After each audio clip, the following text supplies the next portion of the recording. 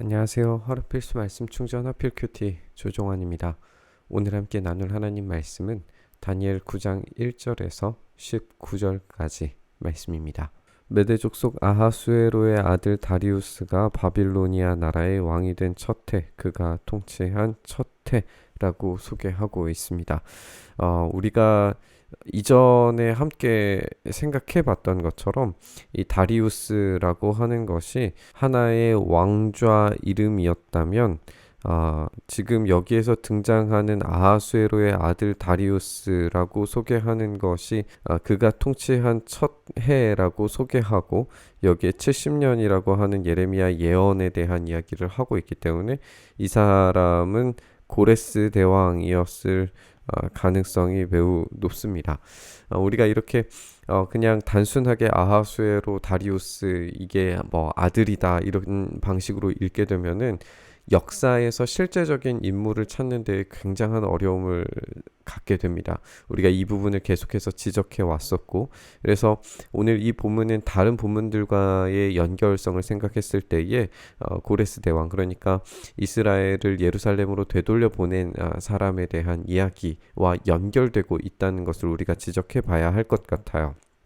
그래서 여기에 이 70년이라고 하는 것도 어떤 완전수에 대한 상징 숫자이지 이것을 실제적인 역사의 연대로 추적해 들어가다 보면은 정확히 70년이 아닐 뿐더러 여러 가지의 이제 문제들에 봉착하게 될 겁니다. 이런 부분들은 우리가 핵심적인 내용에 우리가 집중하면서 성경 읽기를 해 봤으면 좋겠습니다. 다니엘은 이 거룩한 책들을 공부하면서 이 예레미야 예언자에게 하신 말씀, 예루살렘이 70년 동안 황폐한 상태로 있을 것을 생각을 해보게 됩니다. 응답을 들으려고 금식을 하면서 베옷을 걸치고 재를 깔고 앉아서 하나님께 기도를 드리면서 간구합니다. 나는 주 하나님께 기도 드리면서 백성의 죄를 고백하고 아뢰옵니다. 위대하고 두려우신 주 하나님, 하나님을 사랑하며 하나님을 계명을 지키는 사람들에게 언약과 인자를 베푸시는 하나님 하면서 하나님의 성품에 대해 이야기를 하고 있죠. 기도했을 때에 기도의 가장 핵심적인 내용 중에 하나는 하나님의 성품에 근거해서 하나님의 말씀에 근거해서 기도하는 것이 매우 중요합니다. 우리가 기도할 때에 단지 우리의 생각과 마음에 있는 것을 그대로 쏟아 놓는 기도도 매우 중요하고 그것도 필요하지만 이렇게 말씀에 근거해서 하나님이 어떤 분이신가에 근거해서 기도하는 것이 성경적인 기도, 성경이 우리에게 가르쳐주는 기도의 모범이라고 생각해 볼 수 있습니다.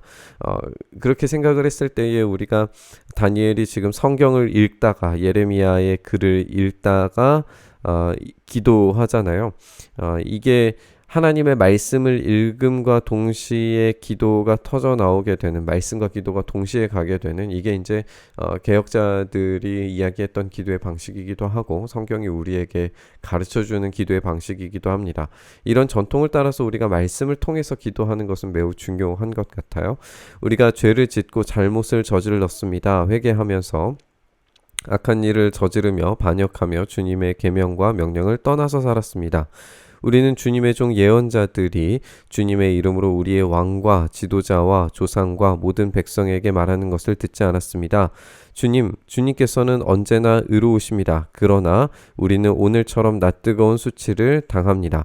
하나님은 의로우시지만 지금 이스라엘 백성들은 이 모든 말씀과 계명에서 떠나 살기 때문에 하나님의 신실함과 이스라엘 백성들의 불신실함이 지금 비교되고 있는 걸 보게 되죠. 유다에 사는 사람이나 예루살렘에 사는 주민이나 가까운 데나 먼데 곧 이스라엘 사람으로서 흩어져 사는 사람이 주님께서 쫓아내신 그 모든 땅에서 수치를 당하고 있습니다. 수치의 문화에서 이 부끄러움, 수치를 당하고 있는 이런 상황은 정말 죽음과 같은 그런 상태에 놓여져 있는 것을 호소하고 있는 모습입니다.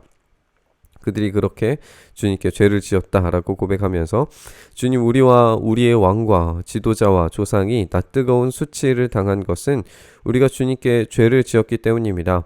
이 죄의 결과가 이 낯뜨거운 수치를 가지고 오고 있다라고 고백을 하고 있어요. 주 우리의 하나님은 우리를 긍휼히 여겨주시고 용서하여 주셨는데 우리는 하나님께 반역합니다. 이게 이제 우리가 살펴볼 수 있는 하나님의 성품은 하나님의 성품과 하나님의 하나님의 신실하심은 변함이 없습니다. 그런데 이스라엘 백성들은 하나님 앞에서 늘 배반하는 자들이에요. 하나님의 이 신실하심에 따라서 이스라엘의 이 배반을 심판하실 수밖에 없습니다. 하나님은 경고하셨고 말씀하셨고 그 뜻을 반드시 이루셔야 하는 분이시기 때문에 이스라엘의 이 배반을 그냥 묵과하시고 덮고 지나가실 수는 없는 거예요.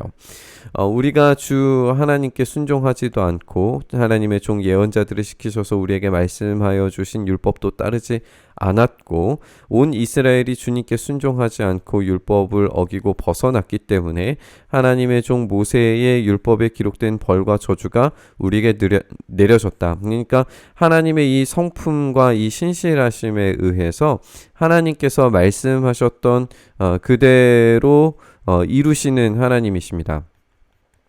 하나님은 복을 이루시는 분이시기도 하고 심판을 이루시기는 분이시기도 합니다. 하나님은 말씀하신 것에 신실하신 분이시고 그 말씀하신 것에 따라서 그 일들을 이루시는 분임을 우리가 여기에서 고백하고 있는 다니엘을 발견하게 되는 거죠. 이것은 우리가 주님께 죄를 지었기 때문에 이런 벌이 내리고 있다라고 하나님의 신실하심을 다시 기억하는 거예요. 주님은 우리에게 큰 재앙을 내리셔서 우리와 우리를 다스리는 통치자들에게 하신 말씀들을 이루셨습니다. 오늘 이 본문에서 강조되는 것은 이렇게 하나님께서 말씀하신 대로 신실하게 이루시고 계시는 분이라는 거예요. 예루살렘에 내린 것과 같은 재앙은 하늘 아래 그 어느 곳에서도 없었던 것이다 라고 이렇게 말하고 있습니다. 모세의 율법에 기록된 대로 계속 반복이 되죠. 이 모든 재앙이 우리에게 미쳤습니다. 그런데 아직도 우리는 죄의 길에서 돌아서지 않았습니다. 사실상 하나님께서 말씀하신 것처럼 회복하시기 위해서는 이들이 순종의 길로 다시 되돌이켜야 하나님께서 회복시켜 주시고 다시 돌아오게 되는 은혜를 입게 될 겁니다. 그러니까 하나님의 말씀이 이루어지는 과정이기 때문에 하나님의 말씀에 따라서 벌을 받고 있다면 하나님의 말씀에 의해서 다시 되돌아오는 것도 필요한 거죠. 하나님의 진리를 따라 살지 않고 주 하나님께 은혜를 구하려고 하지 않기 때문에 다시 되돌아오는 일이 요원해 보이는 겁니다. 주님께서 재앙을 간직해 두셨다가 우리에게 미치게 하신 것은 주 우리 하나님이 하시는 일은 모두 의로우신데 우리가 말씀에 순종하지 않은 까닭이다 라고 이렇게 고백하고 있습니다. 강한 손으로 주님의 백성을 이집트 땅에서 인도해 내시고 오늘과 같은 명성을 얻으신 주 우리 하나님, 우리가 죄를 짓고 악한 일을 저질렀습니다. 주님께서 지난날에 우리를 구해 주셨기 때문에 이제 주님의 성 예루살렘 곧 주님의 거룩한 산으로부터 주님의 분노를 떠나게 해주십시오. 우리가 다니엘이 기도했던 장면을 한번 생각을 해보셨으면 좋겠어요. 다니엘이 다리오에 의해서 법령이 선포됐을 때에 사자굴에 들어갈 수밖에 없는 상황이었음에도 불구하고 성전을 향하여서 기도했다라고 하는 그 장면과 오늘의 이 기도를 함께 생각해 보셨으면 좋겠어요. 지금 예루살렘 그 거룩한 산으로부터 주님의 분노를 떠나게 해달라고 하는 이 간절한 기도는 포기할 수 없는 기도이고 말씀에 근거한 기도이고 이 모든 위기를 아픔을 고통을 이 수치를 이길 수 있는 유일한 방법임을 고백하고 있는 걸 보게 됩니다. 이렇게 우리의 죄와 조상의 죄악 때문에 예루살렘과 주님의 백성이 우리 주위에 있는 민족들에게 멸시를 받습니다. 그렇기 때문에 예루살렘의 회복, 예루살렘 성전에 대한 회복이 매우 중요한 거예요. 그러나 이 회복에 대한 약속이 어디에서 등장했냐?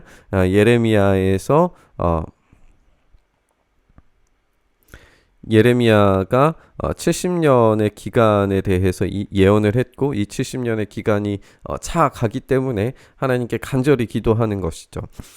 우리 하나님 이제 주님의 종의 기도와 간구를 들어주시고 무너진 주님의 성전을 복구해 주십시오. 이것이 이제 다니엘의 기도인 거예요. 지금 여기에서 수치를 당하고 있지만 이 약속에 의해서 하나님께서 말씀하셨기 때문에 그 말씀에 근거해서 일하시는 분이시기 때문에 그 약속을 우리가 기억하고 기도합니다. 하나님 신실하신 분이시니까 이 말씀에 따라서 회복시켜 주셔야 됩니다. 그렇게 성전을 복구해 달라고 간절히 기도하고 있는 거죠. 이 성전을 복구해 주셔서 주님만이 하나님이시라는 것을 모두가 알게 해 주십시오. 이 하나님이시라는 사실은 하나님은 말씀하시는 분, 그리고 이 말씀에 대해서 신실하신 분, 그리고 반드시 지키시는 분이라는 것을 우리가 알게 될 겁니다. 나의 하나님, 귀를 기울이시고 들어주십시오. 눈을 크게 뜨시고 우리가 황폐해진 것과 주님의 이름을 빛내던 이 도성 고통을 굽어보아 주십시오. 우리가 이렇게 주님께 간구하는 것은 우리가 잘나서가 아니라 주님께서 자비하시기 때문입니다. 지금 다니엘은 자신이 어떤 존재인지에 대해서 인식합니다. 죄와 그리고 불순종에 가득 차 있는 민족의 일원입니다. 그렇기 때문에 다니엘이 기도할 수 있는 이유와 근거는 자신들이 잘나서 자신들의 어떤 힘과 권능과 능력이 아니라 오로지 하나님의 자비하심과 신실하심에 근거하고 있다는 것을 우리가 살펴보게 됩니다. 이것이 다른 왕들과의 차이점이라는 것도 우리가 생각해 봤으면 좋겠어요. 다니엘의 이야기의 큰 핵심 중에 하나는 하나님께서 왕들을 세우기도 하시고 패하기도 하신다는 사실이에요. 하나님께서 왕들을 세우시고 패하시기도 하신다면 이스라엘 민족들도 하나님께서 패하실 수도 있고 유패시키실 수도 있고 다시 회복시키셔서 성전을 세워주심으로 그 수치를 회복시켜 주실 수도 있는 분이시라는 걸 여기에서 말하고 있는 거죠. 그런 겸손한 기도를 하나님께 올려드리고 있습니다. 이렇게 주님 들어주십시오. 주님 용서해 주십시오. 주님께서 들어주시고 이루어 주십시오. 나의 하나님, 만민이 주님께서 하나님이심을 알아야 하니 지체하지 마십시오. 이 도성과 이 백성이 주님의 것이기 때문입니다. 그렇게 고백하면서 하나님 용서해 주십시오. 이루어 주십시오. 지체하지 마십시오. 이런 단어들을 통해서 다니엘이 얼마나 간절히 하나님께 기도하고 있는가 우리가 살펴볼 수 있습니다. 우리가 함께 살펴본 것처럼 다니엘은 간절히 기도하면서 자신의 힘과 능력에 의해서 이 모든 상황이 변화되리라고 기대하기보다도 하나님께서 일하시고 하나님의 그 말씀하신 것을 지키시기를 간절히 바라면서 기도하고 있는 걸 우리가 살펴보게 됩니다. 다니엘은 지금 제국에서 손가락 안에 드는 인물입니다. 그만큼 능력 있고 탁월한 사람이지만 그보다도 훨씬 더 탁월한 것은 자신의 능력이 아니라 하나님의 일하심입니다. 그 하나님의 일하심이 있어야 제국의 왕들도 세우시고 폐하실 수 있는 분께서 이 성전도 세우시고 그리고 다시 회복시켜 주실 수 있다는 것을 알고 있습니다. 그렇기 때문에 다니엘은 하나님 앞에 바싹 엎드려서 자신의 민족이 어떤 민족인지에 대해서 정확하게 낱낱이 간절히 하나님께 부르짖으며 기도하고 있는 모습을 보게 됩니다. 이 한 사람의 간절한 기도가 발판이 되어서 이스라엘 백성들은 마침내 고레스 원년에 이스라엘로 다시 되돌아가는 은혜를 입을 수 있게 되었습니다. 하나님께서는 말씀하신 그대로 지키시고 약속하신 그대로 신실하게 일하시는 분이심을 알게 됩니다. 우리가 기도할 때에도 우리의 힘과 능력으로 우리의 삶의 어떤 영향력들로 우리의 삶이 변화되는 것을 바라고 간구하기보다 하나님이 어떤 분이신지 말씀에 따라 기도하고 말씀에서 약속하신 것대로 우리가 간절히 간구하며 나아갈 때에 하나님께서 그 신실하신 분께서 반드시 우리의 삶에 일하실 줄 믿습니다. 우리가 약속에 근거한 기도를 통해 응답받는 기도자로 설 수 있기를 간절히 바라면서 기도의 자리로 함께 나아갔으면 좋겠습니다. 주님, 그렇습니다. 우리의 삶에 여전히 신실하게 일하시고 역사하시는 주님을 바라봅니다. 주님께서만이 우리의 삶의 유일한 해답이요 해결책 되심을 우리가 고백하며 나아가오니 주여 은혜 더하셔서 오늘 우리의 삶이 하나님 앞에서 그렇게 응답받는 인생으로 살아갈 수 있도록 주여 은혜 더하여 주시옵소서. 우리의 삶에 그렇게 일하시기를 간절히 소망하며 우리 주님 예수님 이름으로 기도드리옵나이다. 아멘.